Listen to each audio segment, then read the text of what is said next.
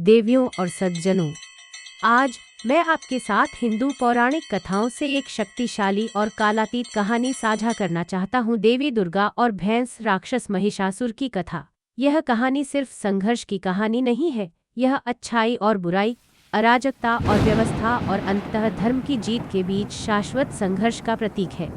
आकाशीय क्षेत्रों में महिषासुर नामक एक भयंकर राक्षस ने तबाही मचाई, देवताओं और मनुष्यों को समान रूप से आतंकित किया।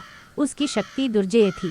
ब्रह्मा से मिले वरदान से उसे लगभग अजेयता प्राप्त थी। सिवाय एक महिला के हाथों के अहंकार से प्रेरित होकर महिषासुर ने सोचा कि उसे कभी नहीं हराया जा सकता। लेकिन इस अंधकार के जवाब में देवताओं ने एकजुट होकर देवी दुर्गा को बुलाया, जो दिव्य स्त्री ऊर्जा का अवतार थीं। वह देवताओं द्वारा उपहार में दिए गए हथियारों से सुसज्जित, दीप्तिमान और शक्तिशाली निकली। उनकी 10 भुजाओं में से प्रत्येक उनके बहुमुखी स्वभाव और किसी भी चुनौती का मुकाबला करने की उनकी क्षमता का प्रतिनिधित्व करती थी। जैसे ही दुर्गा युद्ध में उतरी, उनकी दहाड़ तीनों लोकों में गूंज उठी, जिससे अस्तित्व की नींव हिल गई। समुद्र उफनने लगे, पहाड़ टूट गए और महिषासुर की सेना उनकी शक्ति के आगे भ्रम में कांप उठी।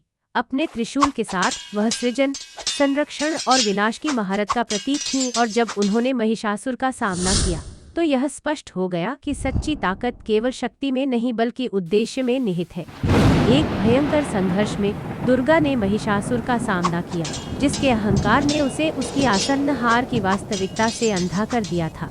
अपने हथियारों के प्रत्येक प्रहार के साथ उसने उसकी अराजकता को नष्ट कर दिया और संतुलन बहाल किया।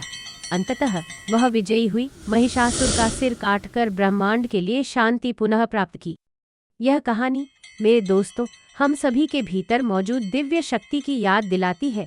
यह हमें सिखाती है कि चाहे हम कितनी भी बड़ी चुनौतियों का सामना करें, हम साहस और लचीलेपन के साथ आगे बढ़ सकते हैं। दुर्गा की जीत का मतलब है कि अच्छाई हमेशा बुराई पर विजय प्राप्त करेगी और सच्ची शक्ति करुणा, दृढ़ संकल्प और जो सही है उसकी रक्षा करने की इच्छा में निहित है।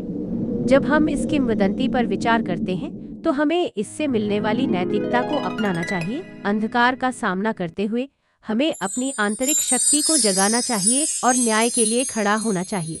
धार्मिकता की शक्ति जब साहस और उद्देश्य से प्रेरित होती है तो किसी भी चुनौती को पार कर सकती है, हमारी दुनिया में संतुलन और सद्भाव बहाल कर सकती है। धन्यवाद।